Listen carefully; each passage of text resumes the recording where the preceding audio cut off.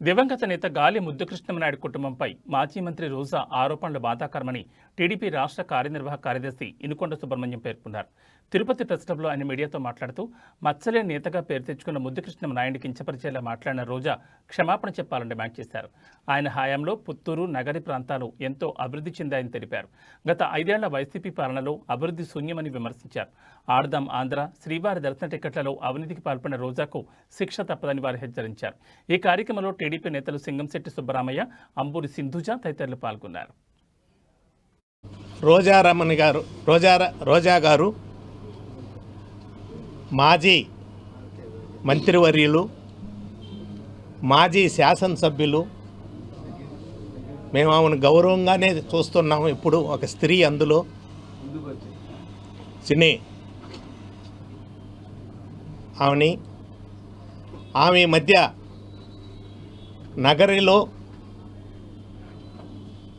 నగరి ప్రజలచే వారి అభిమానంతో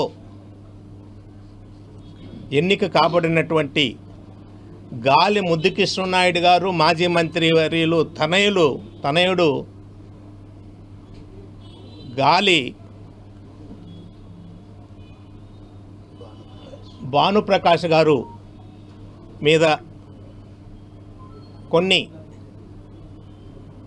మాటలకు కూడా చెప్పలేనటువంటి భాషలో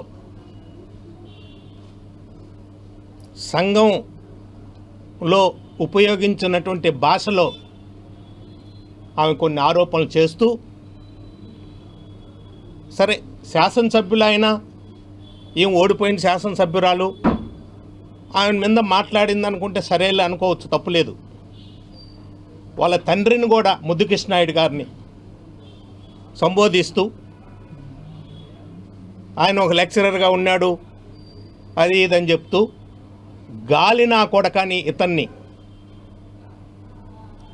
చేస్తూ ఒక టీవీ ఛానల్లో ఆమె సంభాషణ చూసి నిన్నే ఊర్లో లేను, నేను ఒంగోలుకి పరిశీలకున్నాను కాబట్టి అందుబాటులో లేను, తెలిసింది. మీకు తెలుసు ముద్దుకృష్ణమనాయుడు గారు అంటే, ముద్దుకృష్ణమనాయుడు గారు ఆంధ్ర రాష్ట్రంలోనే కాదు దేశ స్థాయిలో చర్చించుకోదగినటువంటి వ్యక్తి. ఎన్టీ రామారావు గారు రాజకీయాల్లోకి వచ్చినాక ఒక ప్రొఫెసర్గా, ఆయన లెక్చరర్గా, మంచి ఉపాధ్యాయులుగా ఉండి మంచి ఉపాధ్యాయులుగా కీర్తి పొందుతూ ఉన్న దశలో ఎన్టీ రామారావు గారు పార్టీ పెట్టినప్పుడు ఆకర్షించి 83-84 మధ్యలో వచ్చి శాసనసభ్యులుగా ఎన్నికయ్యాడు పుత్తూరుకి. పుత్తూరు నియోజకవర్గం అనామకంగా ఉండింది ఆ రోజుకు. వీరు వచ్చినాక మీకంతా తెలుసు, రోడ్లు కానీ, ప్రతి గ్రామానికి రోడ్లు కానీ, విద్యుత్తు సబ్స్టేషన్లు కానీ, వైద్యశాలలు కానీ అనేక కార్యక్రమాలు చేపట్టినటువంటి మహనీయుడైన. అంతేకాదు ఎంతోమందికి రాజకీయ భవిష్యత్తునిచ్చి శాసనసభ్యులుగా, ఎంపీలుగా తయారు చేశాడు. ఆ కోవకే చింతామోహన్ గారు, సత్యవేడ ఎమ్మెల్యే, ఇంతకుముందు ఎక్స్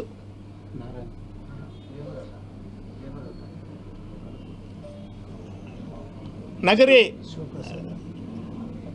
రాజు గారు, నగరి ఏ రాజు అయినా దొరసామరాజు గారు, ఇలాంటి వారిని ఈ జిల్లాలోనే కాదు రాష్ట్ర స్థాయిలో కూడా ఎంతోమందికి రాజకీయ అవకాశాలు కల్పించినటువంటి మహా వ్యక్తి అయిన ముద్దుకృష్ణమనాయుడు గారి గురించి కామెంట్ చేసిన వ్యక్తి లేరు, మాకు తెలిసి, మీకు అందరికీ తెలుసు. అటువంటి వ్యక్తిని వర్గంగా మాట్లాడుతూ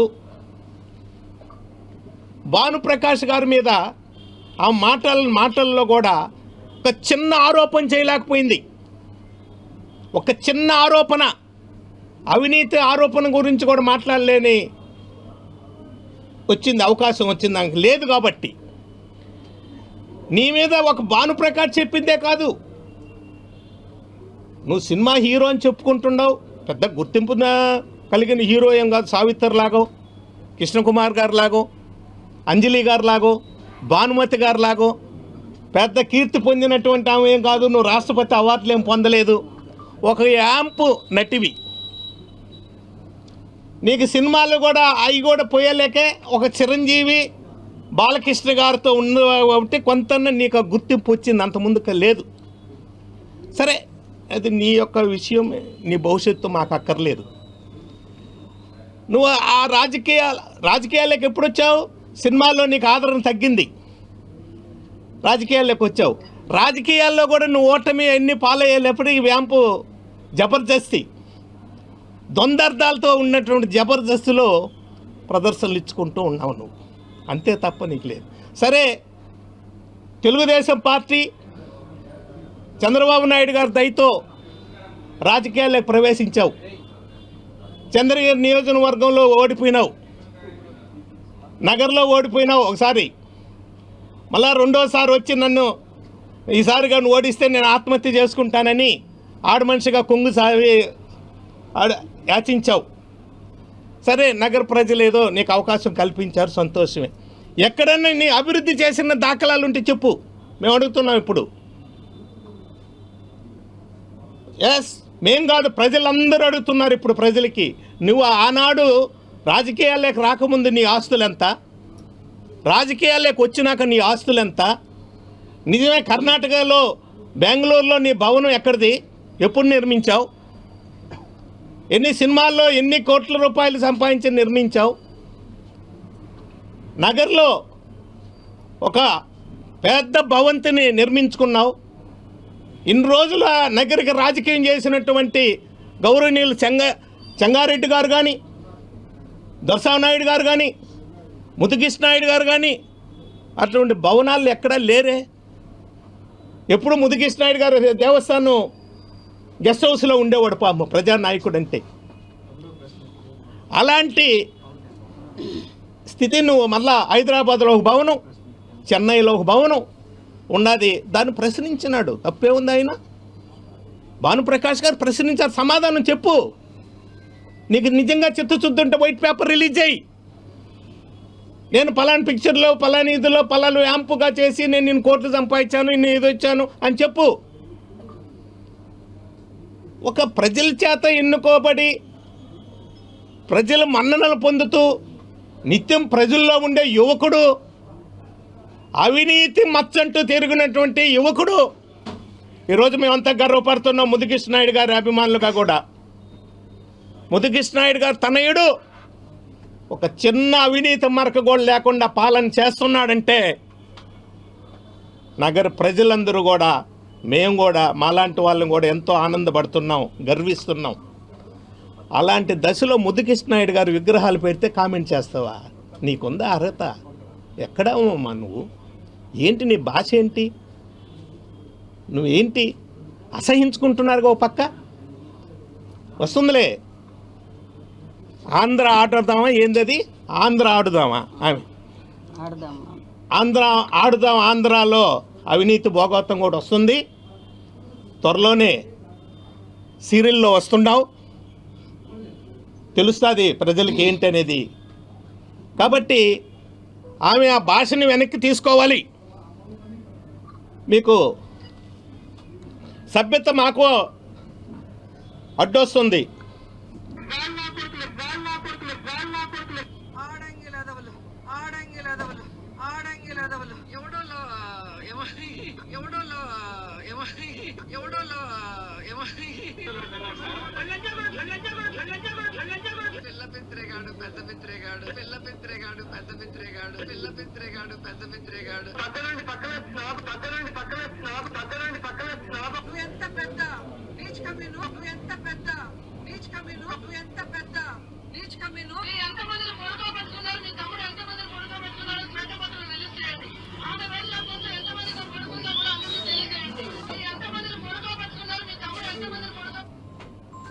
ఈమె స్త్రీ అండి, ఆ విలువలు ఉన్నాయండి ఆమెకి? మీరే చెప్పండి. విలువలు కోల్పోయినటువంటి స్త్రీ ఆమె. గాలి నా కొడుకు అంటే ఈయన కొడుకు అయితే ఏమవుతాడు? వాళ్ళ తండ్రి. సంస్కారం ఉందా మీకు? మేము సంస్కారం ఉన్నాం కాబట్టి ఇది అడుగుతున్నాం. నేను మిమ్మల్ని ప్రశ్నిస్తే ఎక్కడ తల పెట్టుకుంటావు? ఓహో, నీకు సిగ్గు ఉంటే కదా, సిగ్గు శరం ఉంటే కదా వాళ్ళకి.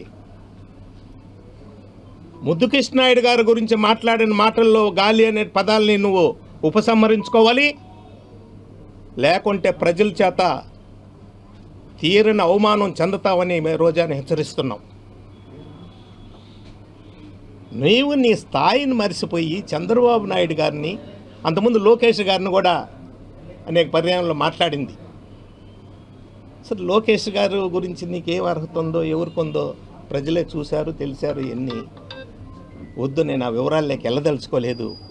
ఆమె తక్షణం క్షమాపణ చెప్తూ, ఆమె నిజాయితీ ఉంటే నీతి పరురాలని చెప్పుకుంటాం కాబట్టి మేము తేల్చాల్సిన పని నీ గురించి ప్రజలకు అందరికీ తెలుసు. నువ్వు నిజాయితీని రుజువు చేసుకోవాలనుకుంటే ఉంటే, లేదనుకుంటే వదిలేయి. చేసుకోవాలనుకుంటే వైట్ పేపర్ రిలీజ్ చేయి. బెంగళూరులో ఆస్తి, చెన్నైలో ఆస్తి, హైదరాబాద్లో ఆస్తి, నగర్లో ఆస్తి ఎక్కడి నుంచి వచ్చింది, ఏ విధంగా వచ్చింది. నేను 200 రూపాయలకు కూడా పాల్మారి 2000కు కూడా అని అందరికీ తెలుసు. సినిమా స్వామివారి దర్శనం టికెట్లు కూడా నువ్వు అమ్ముకుంటున్న అభియోగాలు ఉన్నాయి నీ మీద. నువ్వు కాదని రుజువు చేసుకో, అవన్నీ మేము కాదు చెప్పేది. కాబట్టి ఖబర్దార్ చెప్తున్నాం, మచ్చలేని వ్యక్తి గాలి ముద్దుకృష్ణనాయుడు గారు. గురించి ఆ కుటుంబం గురించి మాట్లాడే అర్హత, కనీస అర్హత నీకు లేదు. నీకు ఆ విలువలు లేవు. ముద్దుకృష్ణనాయుడు గారు అంటే ఏంటి? రాష్ట్ర ముఖ్యమంత్రులు చెన్నారెడ్డి గారిని, కోట్ల విజయభాస్కర్ రెడ్డి గారు, జనార్దన్ రెడ్డి గారు, తర్వాత రాజశేఖర్ రెడ్డి గారు, వీళ్ళని ప్రశ్నించినటువంటి వ్యక్తి, అసెంబ్లీలో సవాల్ చేసినటువంటి వ్యక్తి. నీ నాయకుడికే దిక్కు లేదు, నీవు వచ్చి మాట్లాడే అర్హత నీకెక్కడిదమ్మా? కాబట్టి మేము స్త్రీగా ఆమె కార్యక్రమాలన్నీ కూడా మేము ప్రదర్శించగలం. మాకు సంస్కారం ఉంది. మాకు చెల్లెళ్ళు ఉన్నారు, అమ్మాయిలు ఉన్నారు, మాకు సోదరి మనులు ఉన్నారు, తల్లి. కాబట్టి